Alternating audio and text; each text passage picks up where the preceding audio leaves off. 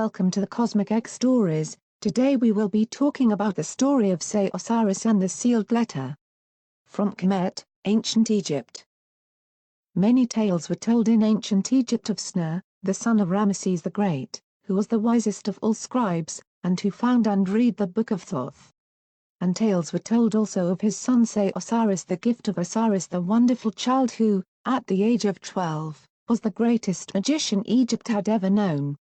His most famous exploit began on a day when Ramesses sat in the great hall of his palace at Thebes with his princes and nobles about him, and the Grand Vizier came bustling in with a look of shocked surprise on his face and prostrated himself before Ramesses, crying, "Life, health, strength be with you, O king! There has come to your court a rascally Ethiopian 7 feet tall who demands speech with you, saying that he is here to prove that the magic of Egypt is nothing compared with the magic of Ethiopia. You will be a jest on the lips of all men. Bid him enter," commanded king, and presently a huge Ethiopian strode into his presence, bowed to the ground, and said, "King of Egypt, I have brought here in my hand a sealed letter to see if any of your priests or scribes or magicians can read what is written in it without breaking the seal. And if none of them can read it, I will go back to Ethiopia and tell my king and all his people how weak is the magic of the Egyptians, and you will be a jest on the lips of all men." The king was both angry and troubled when he heard this, and he sent in haste for his wise son Se and told him what had chanced. Se also was dismayed, but he said, "O king, my father, life, health, strength be to you. Bid this barbarian go and take his rest. Let him eat, drink and sleep in the royal guest house until your court is assembled next.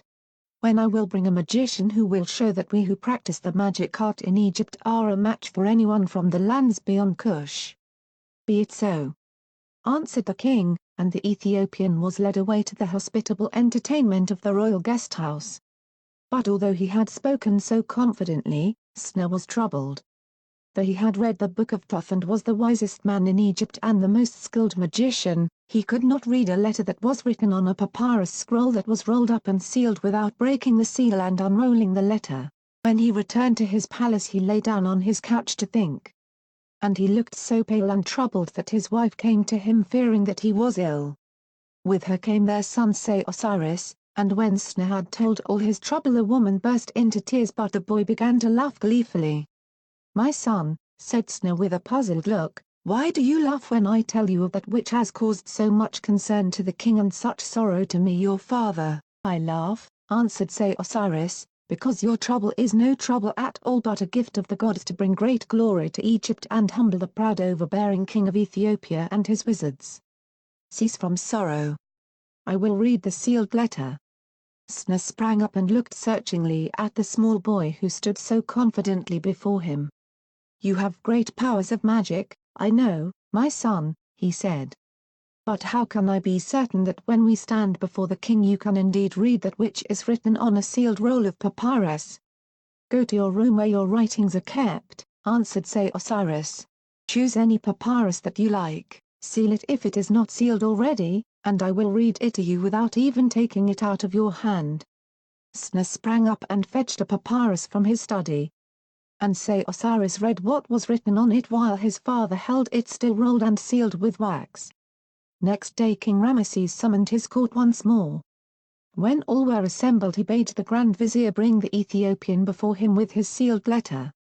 Proudly the huge wizard strode into the hall and with hardly a nod to the greatest of all the kings, he held up the roll of papyrus and cried, "King of Egypt, let your magicians read what is written in this sealed letter, or else admit that the magic of Ethiopia is greater than the magic of Egypt." "Se, my son," said the king, "you are the greatest magician in Egypt, be pleased to answer this insolent barbarian who, if he were not a messenger, I would have beaten with rods." "O king, life, health, strength be to you," answered Se. "Such a dog as this, who has no reverence for the good god King Ramesses-Osiris, is not worthy to be pitted against a magician full of years and wisdom. But my son Se-Osiris who, at the age of 12, is already skilled enough in the secret law to stand against him, shall read his letter." There was a murmur throughout the court and a little ripple of laughter as the small boy stepped forward on one side of the king's throne and came down to the gigantic Ethiopian who stood scowling at the foot of the dais with a sealed letter held up in his right hand. "O king, my grandfather, life, health, strength be to you," said Se-Osiris in a clear voice that all could hear. The sealed roll in this wizard's hand tells the tale of an insult wrought upon one who held the scourge and the crook, one who wore the double crown, a king of Egypt who sat where you sit 500 years ago. It tells of a king who ruled as today's king rules over the Ethiopians. He sat one day in his marble summer house beside the river Nile far away to the south. Between the pillars behind him was a trellis of ebony, and it was grown so thickly with sweet-smelling creepers that it seemed like a thick hedge. In the shade behind it his greatest magicians sat talking together.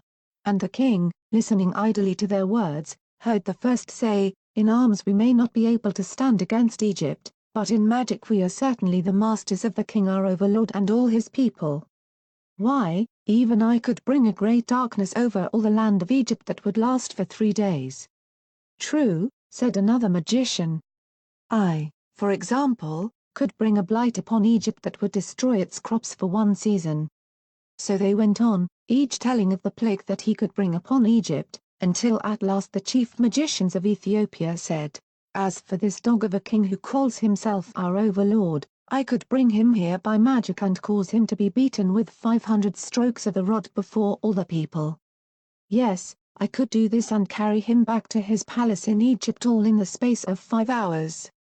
When the king heard this, he summoned the magicians before him, and said to the chief of them, "Son of Nazit, I have heard your words. If you do to the king of Egypt even as you have said, I will give you a greater reward than any magician has ever received." The son of Nazit bowed before him and at once set about his spells. He fashioned a litter and 4 bearers in wax. He chanted words of power over them and he breathed the breath of life into them, and he bade them hasten to Egypt and bring the king to Ethiopia during the dark hours of that night. When he had read so far in the sealed letter, Se-Osiris turned to the Ethiopian and said, "These words that I have read, are they not written in the sealed roll that you hold in your hands? Answer truly, or may Amen-Ra blast you where you stand." The Ethiopian bowed before Se-Osiris and gasped, "These words are indeed written there, my lord." So Se-Osiris continued reading from the scaled letter. All happened as the son of Nazit had promised. The king was lifted from his royal bed at Thebes, carried to Ethiopia, beaten in public by the king's servants with 500 strokes, and taken back again all in the space of 5 hours. The next morning he woke in great pain, and the marks of the rods on his back told him that it had been no dream. So the king summoned his court and called his magicians before him and told them of the shame that had been wrought. "I desire vengeance upon the king of Ethiopia," he ended, "and vengeance upon his magicians. Moreover, I wish the land of Egypt and the divine person of her king to be protected against these barbarians and their evil and insulting magic." Then the king's chief magician, the Ka of Egypt, bowed low before him, crying, "O king, life, health, strength be to you. It cannot be that this wickedness of the sons of Set who dwell in Nubia and Ethiopia shall continue against your divine majesty. Tonight I shall seek counsel of Thoth, the god of wisdom and magic, in his great temple, and tomorrow be sure, I shall have a charm that will bring both vengeance and protection." So the Ka slept in the temple that night, and Thoth with the ibis head came and stood over his bed and instructed him in all that was to be done for the honor of Egypt and the protection of the good god her king. No Ethiopian litter-bearers had visited the royal palace that night. But the night after they came again to carry the king into Ethiopia to be beaten before all the barbarians. But the magic which Thoth the wise had taught to the Ka of Egypt was so strong that their magic was in vain. They could but stand and gibber in the royal bedchamber, they could not so much as raise their arms to lift the king onto the magic litter. And presently they faded away and were no more seen in Egypt. But next morning, when the Ka heard of what had chanced in the king's bedchamber he rejoiced exceedingly. and straightway he set about preparing a magic litter of his own, with forebearers who that night carried the king of Ethiopia into the great square before the temple of Amen-Ra. At Thebes and had him beaten with 500 strokes of the rod before all the people there assembled. In the morning the king of Ethiopia woke in his palace sore and troubled. At once he sent for the son of Nazit and bade him find a magic to protect him against the magicians of Egypt and bring vengeance upon the king. But the son of Nazit could do nothing. 3 times was the king of Ethiopia carried to Thebes and beaten before all the people. Then he humbled himself before the glory of the good god king and was beaten no more, but he caused the son of Nazit to be cast out of his palace with many curses, saying, "In life and in death may you wander the earth until you bring vengeance upon Egypt, upon her king and upon her magicians, and until you prove that there is a magic greater than the magic of the magicians of Kum." Then Se-Osiris pointed to the sealed letter, saying, "Ethiopian, these words which I have read, are they not written in the roll of papyrus which you hold, still sealed, in your hands? Answer truly, or may Amen-Ra blast you where you stand."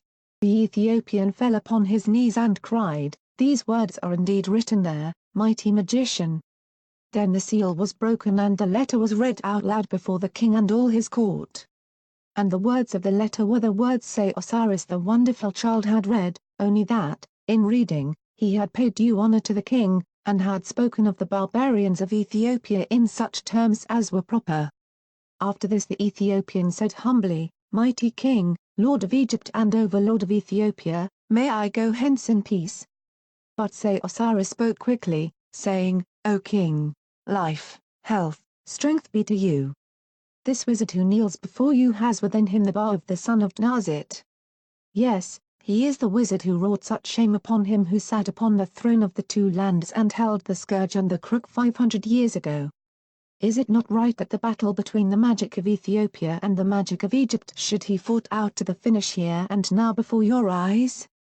King Ramesses the Great nodded his head and touched his grandson the wonderful child Se-Osiris with his scepter, saying, "Ka of today, finish that which the Ka of 5 centuries ago began." Then to the giant Ethiopian he cried, "Black dog of the south, if you have magic to match against the magic of Egypt, show it now." The Ethiopian laughed grimly. "White dog of the north," he cried, "I defy you. I have such magic at my command that presently Seth will take you as his own, and Apep the devourer of souls will soon be feasting up the bar of that which was once a king of Egypt. Behold!" The Ethiopian waved the sealed roll as if it had been a wand, and pointed to the floor in front of the king, muttering a great word of power. At once there reared up a mighty serpent hissing loudly, its forked tongue flickering evilly and its poisoned fangs bared to kill. The king cowered back with a cry. But Se-Osiris laughed merrily, and as he raised his hand the giant cobra dwindled into a little white worm which he picked up between his thumb and first finger and cast out of the window. The Ethiopian uttered a howl of rage and waved his arms, spitting curses mingled with incantations as he did. At once a cloud of darkness descended upon the great hall, as black as midnight in a tomb and as dense as the smoke of burning bodies. But Se-Osiris laughed again. Then he took the darkness in his hands, crushed it together until it was no bigger than a bowl such as children make of the dark clay beside the Nile, and tossed it out of the window. A 3rd time the Ethiopian waved his arms, and this time he yelled as if the jaws of Apep had already closed upon him. At once a great sheet of fierce flame leapt up from the floor and moved forward as if to consume the king and all who stood beside him on the royal dais. But Se-Osiris laughed for the 3rd time. Then he blew upon the sheet of flame, and it drew back and wrapped itself about the Ethiopian. There was one great cry, and then the flame dwindled and went out like a candle when all the wax is burnt away. On the floor in front of King lay only a little pile of ash. And Se-Osiris said quietly, "Farewell to the son of Nazit. May his bar dwell elsewhere forever, and come not again to trouble Egypt or insult the good god king, life, health, strength be to him."